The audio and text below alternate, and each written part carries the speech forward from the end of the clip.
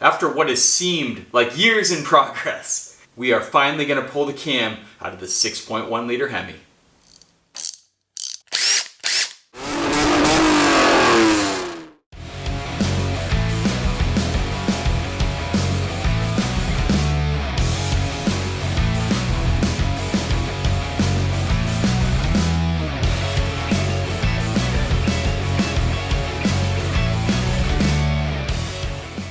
Welcome back to the Auto Obsessive Garage. Chadwick with you again for another installment of Project Hemi Mag.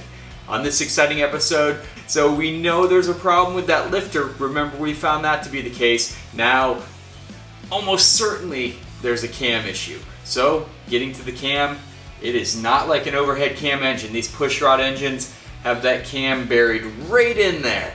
So on this episode, we uncover it, pull it out, and we'll give it a good look over and see what the actual damage is, if there is any. So tune in, guys. It should be a good one. Now it's time to finally take off this timing cover. And there's varying bolts, bolt lengths. So we gotta arrange it once we pull them out to make sure they're organized and we put them all back in correctly. So what do you guys say? Let's start pulling this bad boy off. Okay, looks like 13 millimeter is where it's at.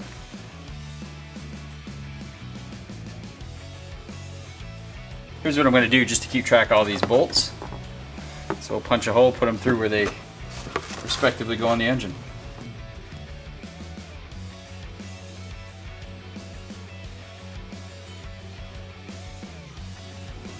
Under the car now, I wanted to show you that there are oil pan bolts holding the timing cover on. So you can see these bolts, the front 5, I think there's 3 in the front and then 2 to the sides, and maybe go back a little bit more to get more play in it.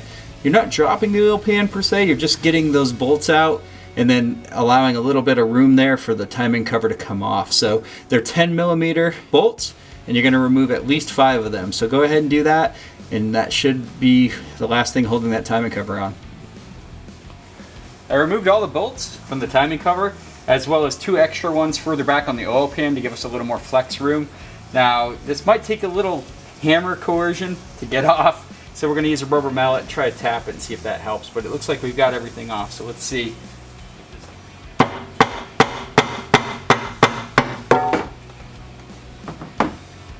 There we go. And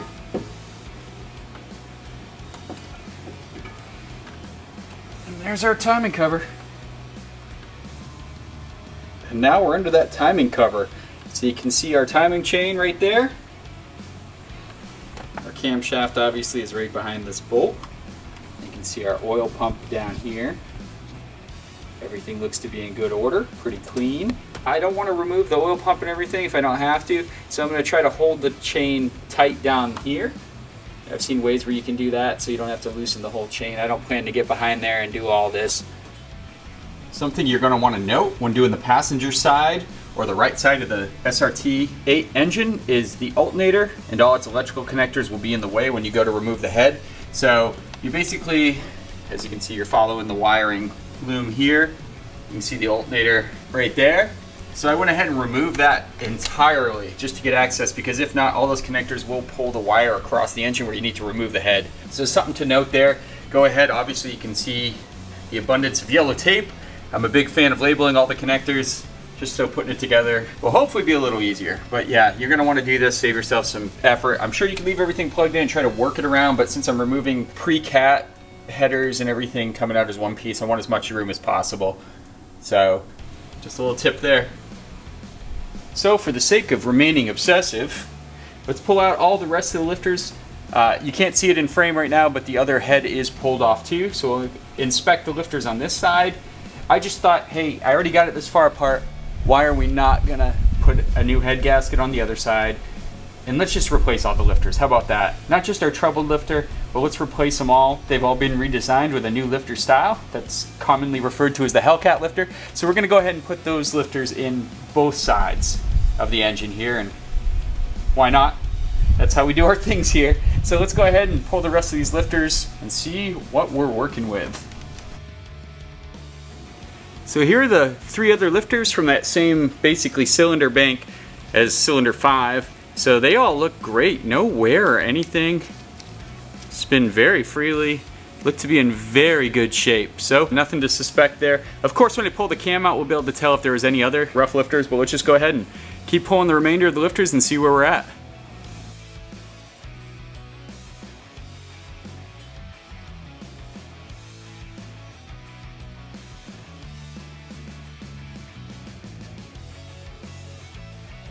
Well, there we have it, folks. All the lifters have been removed from the 6.1 liter Hemi, and the only issue was the one lifter on cylinder 5. So what I fully expect when it is time to pull this cam out, which is hopefully shortly, we'll see one lobe out of all the lobes on the entire cam dinged up or worn down, and that's just simply because of that lifter on cylinder 5.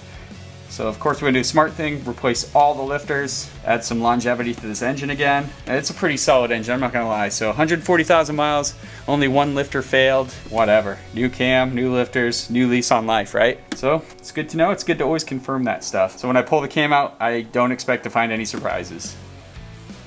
Why not start our beautification process? So the tops of these pistons do have a bit of carbon on them.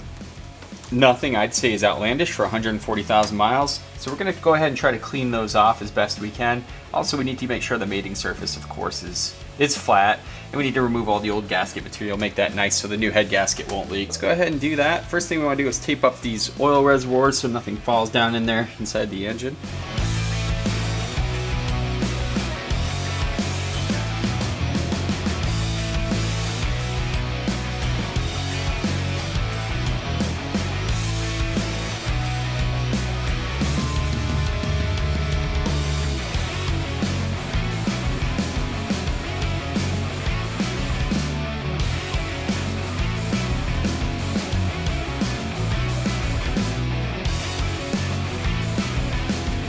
Now to do that 7 more times. So we're removing the carbon from all the piston tops here on the Magnum SRT8, and there is a good amount of it. So basically what you're doing is rotating the engine over so you get the piston to top dead center that you want to work on. How you do that is simple enough. You get your ratchet with a 21mm socket on there. Go ahead and put it on the crank bolt. You have to put your crank bolt back on if you remember that we took that off earlier. So just go ahead and thread that on, and now you can rotate the engine. Doesn't take too much force, so we're going to try to get cylinder number 3 to top dead center here by just simply turning our crank. And once that piston at the very top of its travel, you're there.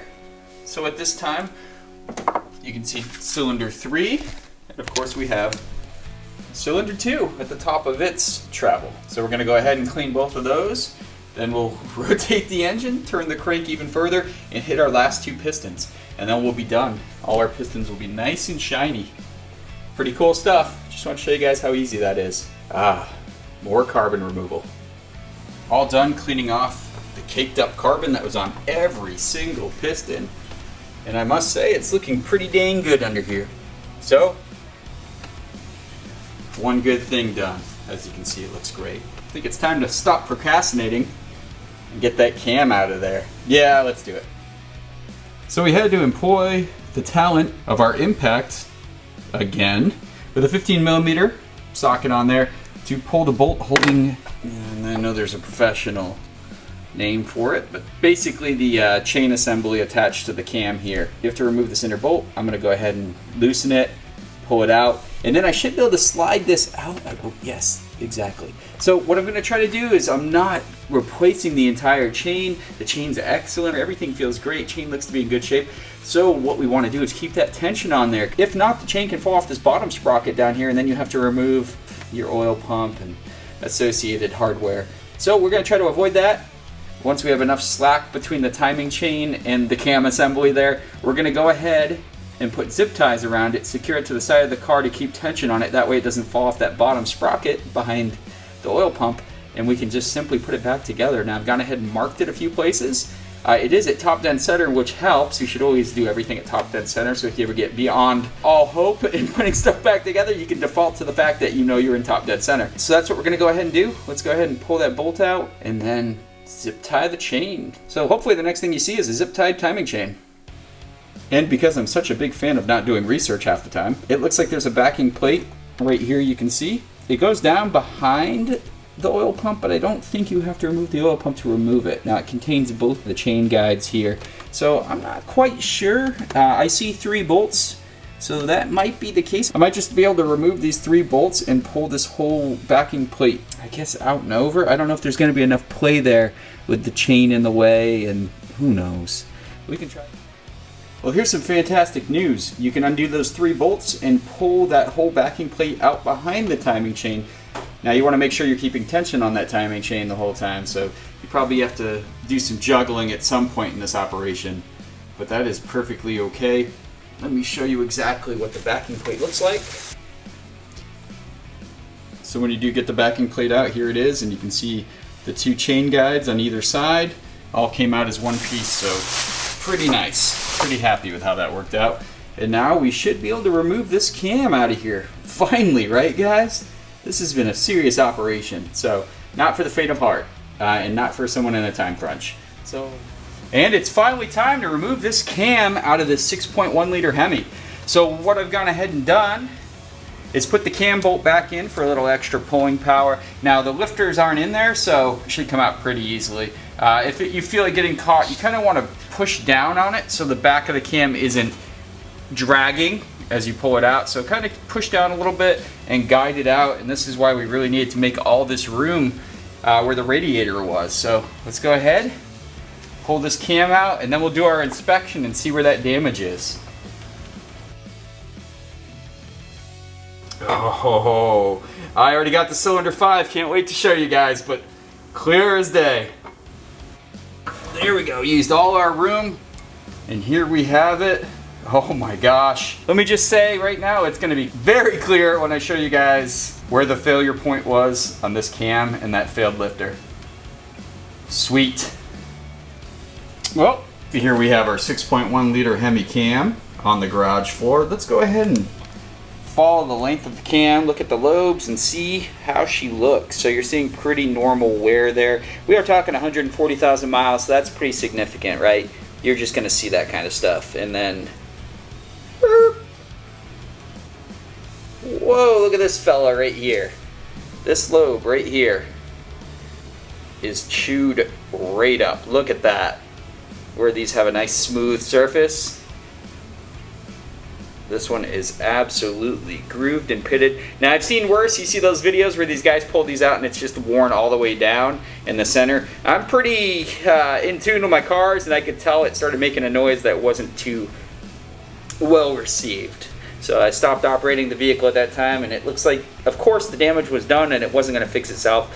This is not something you can put some miracle fluid in or hope for the best or drive it easy or whatever you want to do. This is an internal engine operation every time. So let me rotate the cam here, and you can see that that lobe is definitely chewed up on both sides, and you can see at the top, you can see how the edges, if you're looking at the profile of the lobe, it's kind of a canyon, whereas it should be nice and smooth and rounded, where that lifter would just ride nicely over that. Clearly the lifter was beating the crap out of it and grooved it up on both sides of the high points of the lobe.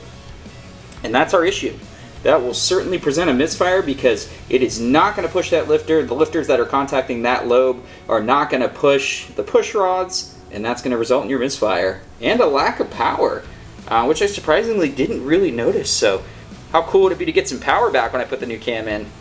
But here we are, guys. You know, based on that noise and what I saw on that lifter, I had a feeling we were going to see this cam in this kind of condition, and story checks out. So it happens with these Hemis. Now the 6.1s are very solid. I mean, the rest of this cam is in wonderful condition. Just that lobe, again, replacing every lifter in the car with the newer model that's used also in the Hellcat, will add a lot of durability, plus the new cam and all our new gaskets and assorted bolts and everything, all Mopar parts. This engine is going to be very good. Okay, well there she is, a worn down cam lobe. Time to put the shiny new parts on it.